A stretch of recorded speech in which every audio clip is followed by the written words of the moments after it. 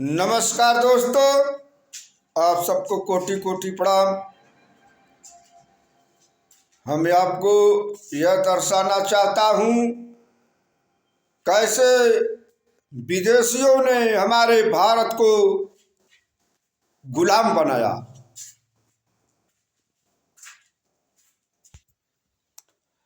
यूरोपीय शक्तियों का भारत में आगमन।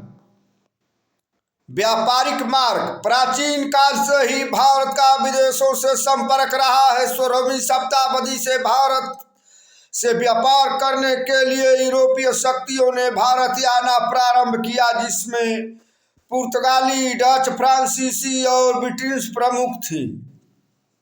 भारत और यूरोप के मध्य व्यापार जल और थल द्वारा होता था। इन मार्गों की संख्या 3 थी। प्रथम मार्ग फारस की खाड़ी से होता हुआ समुद्री मार्ग था। इस मार्ग से इराक, तुर्की, वेनिस और जिनेवा से व्यापार होता था। दूसरा मार्ग लाल सागर से अल्जेरिया का था, जहां से समुद्र द्वारा वेनिस और जिनेवा को जाया जाता था।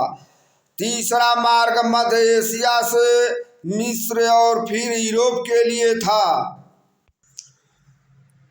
इस प्रकार से यूरोप के सभी क्षेत्रों में भारत की वस्तुओं को वितरण के लिए वेनिस और जिनेवा प्रमुख व्यापारिक केंद्र थे। इटली ने भारत की प्रमुख वस्तुओं के व्यापार पर अपना एकाधिकार जमाए रखने के लिए यूरोप की शक्तियों की व्यापार में हिस्सेदारी को रोक दिया। 15वीं शताब्दी 1453 ईस्वी में कुस्तुनतुनिया पर तुर्कों ने अपना अधिकार कर लिया। अब तुर्कों ने यूरोप और भारत के मध्य पुराने सभी संचार के माध्यमों को बंद कर दिया। कुस्तुनतुनिया नगर व्यापार मार्ग का मुख्य द्वार था, अतः व्यापार के लिए यूरोप के व्यापारियों को कुस्तुनतुनिया नगर पार करना ही पड़ता था। लेकिन तुर्कों द्वारा मार्ग पर कब्जा होने के कारण यूरोप और भारत के मध्य व्यापार को बहुत धक्का लगा। समुद्री मार्ग की खोज।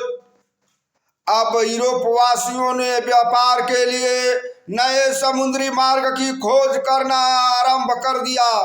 इन जगहों की खोज मात्र संभावनाओं के आधार पर थी, इसलिए कुछ नाविकों ने यूरोप के उभरते राज्यों के महत्वाकांक्षी राजाओं ने रानियों को धन, धर्म और ध्वज के सपने दिखाए। धनराज की आमदनी के लिए खजाना इकट्ठा करना, कीमती धातु, सोना, चांदी और मसाले के फायदेमंद व्यापार से कर एकत्रित करने की संभावना थी। धर्म। ईसाई धर्म का दूसरा दराज इलाकों में प्रचार करना। ध्वज यूरोप के राष्ट्रों और झंडा दूर दूर के उपनिवेशों पर फहराए, जिससे उनका साम्राज्य बढ़ेगा। यूरोप के राजाओं ने इन नाविकों की समुद्री यात्राओं का खर्च वहन किया। इनके नाविक ने कुतुबनुमा की सहायता से रास्तों की खोज में लंबी समुद्री यात्राएं की। कुतुबनुमा के द्वारा दिशाओं का ज्ञान होता है। भारत की खोज में निकले स्पेन निवासी कोलंबस ने अमेरिका की खोज की थी। पुर्तगाल निवासी वास्को डी गामा अपनी लंबी जल यात्रा के दौरान अफ्रीका के दक्षिणी छोर से होते हुए भारत के पश्चिमी समुद्र तट के कालीकंठ बंदरगाह 1498 ईस्वी पर पहुंचकर भारत की खोज की। अब पुर्तगालियों को हिंद महासागर होते हुए पूर्वी द्वीप समूह का नया जलमार्ग मिल गया। अब यूरोप और भारत के मध्य व्यापार पुनः आरंभ हो गए। पुर्तगालियों ने हिंद महासागर के माध्यम से होने वाले व्यापार पर अपना अधिकार कर लिया। वे सोना चांदी लाते और हमारे देश से सूती, रेशमी कपड़े और विभिन्न मसाले ले जाते थे और बहुत मुनाफा कमाते थे। पुर्तगाल की मजबूत नौसेना के कारण हिंद महासागर से कोई दूसरा देश पुर्तगाल की इजाजत के बिना अपना जहाज नहीं ले जा सकता था। वास्को डी गामा के भारत पहुंचने के बाद एक एक करके हॉलैंड, फ्रांस और इंग्लैंड के व्यापारी भारत आने लगे। भारत में यूरोपीय व्यापारियों की ओर व्यापार के लिए लंबी यात्रा करने वाले जहाज, नाविक तथा धन, तीनों साधनों का बहुत ही महत्व था।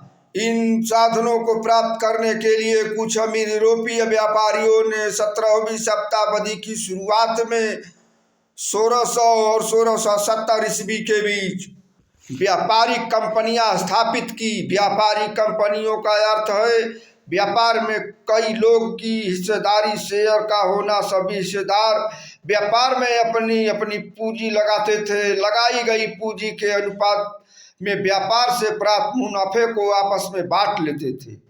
हॉलैंड में Dutch east India company, England में ब्रिटिश ईस्ट इंडिया कंपनी बनी और फ्रांस में फ्रेंच ईस्ट इंडिया कंपनी बनी। आज भी निजी कंपनियां इस प्रकार पूंजी इकट्ठा करती हैं। भारत में सबसे पहले पुर्तगाली व्यापार करने आए। उन्होंने पश्चिमी समुद्र तट पर गोवा, दमन दीव में अपने व्यापारिक केंद्र स्थापित किए। विदेशी कंपनियों के इन व्यापारिक केंद्रों को कोठी फैक्ट्री कहा जाता था।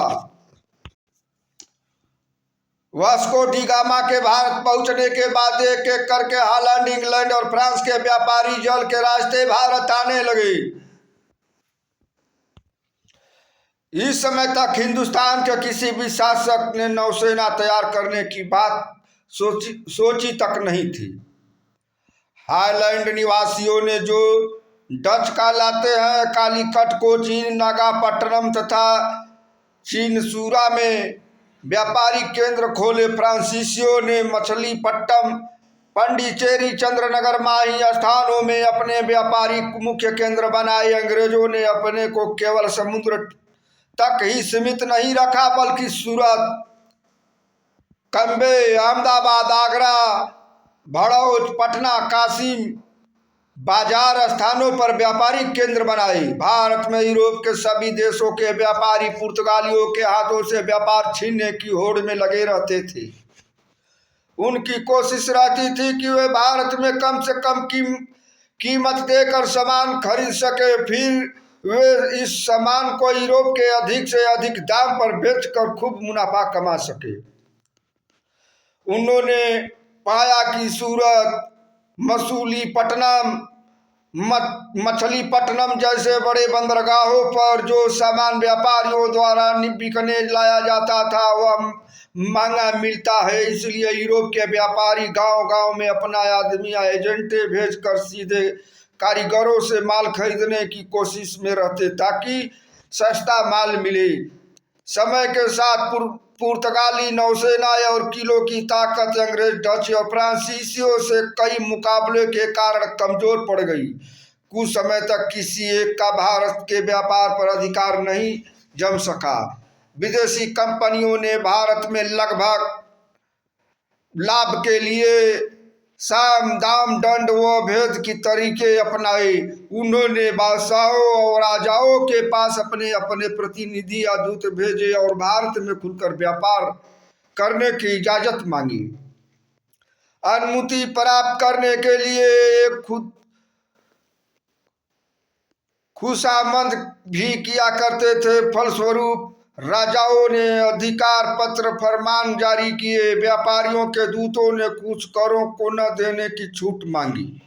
इसके बदले में उन्होंने बादशाहों व राजाओं को नवीन वस्तुएं भेंट की।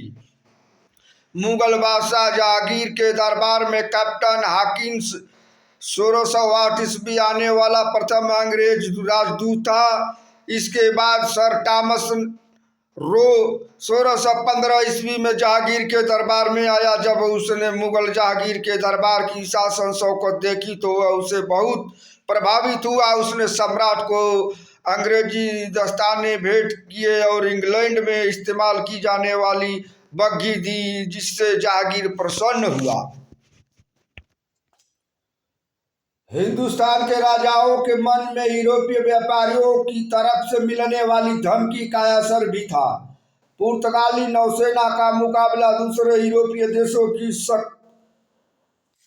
नौसेनाएं ही कर सकती थी और हिंदुस्तान के जहाजों को पुर्तगालियों के खतरे से सुरक्षा की जरूरत थी। अंग्रेज, फ्रांसीसी और डच कहते व्यापार की छूट देंगे तभी हम हिंदुस्तानी जहाज़ों की सुरक्षा की गारंटी देंगे, नहीं तो मौका मिलने पर उन्हें लूट व डुबोया जाएगा। इन नीतियों और स्थितियों का फायदा उठाकर यूरोप के व्यापारियों ने हिंदुस्तान में व्यापार से खूब लाभ कमाया। उन्होंने कई कर टैक्स न देने की छूट मिली। जमीन खरीद कर उन्होंने अपने गोदाम, घर, बंदरगाह और अपने अपने किले भी बनाए। यूरोपीय द्वारा मसालों का प्रयोग स्वाद के लिए ही नहीं बल्कि मांस को सड़ने से बचाने के लिए भी किया जाता था, जिससे मांस कई महीनों तक सुरक्षित रह सके। पुर्तगाल, इंग्लैंड, फ्रांस, हॉलैंड आदि यूरोप देशों का क्षेत्रफल, जनसंख्या व संसाधन भारत के एक प्रांत उत्तर प्रदेश के क्षेत्रफल, जनसंख्या व संसाधनों की तुलना में कम है। यह देश भारत से हजारों किमी की दूर पर है। इन सब के बावजूद यूरोपीय देश भारत पर अपना आधिपत्य स्थापित करने में सफल हुए। जिस समय यूरोपीय देशों में तकनीकी विकास जैसे घड़ी छपाई के लिए प्रेस व बंदूक आदि बनाए जा रहे थे, उस समय हमारे देश के शासक इनसे अनभिज्ञ व अपरिचित थे। धनी व्यापारियों ने पैसा उधार देने के लिए बैंक की स्थापना की। इसके लिए वे शुल्क लेते थे, जिसे ब्याज कहते थे। लोग अपना धन बैंकों में सुरक्षित रखते थे। पहला बैंक इटली वासियों का था। 17वीं शताब्दी में लंदन तथा एम्स्टर्डम बैंक व्यवस्था वाले सबसे महत्वपूर्ण बने। आज यूरोप के समस्त देश यूरोपियन यूनियन में संगठित हो गए हैं और आर्थिक रूप से एक शक्ति के रूप में उभर कर आ रहे हैं।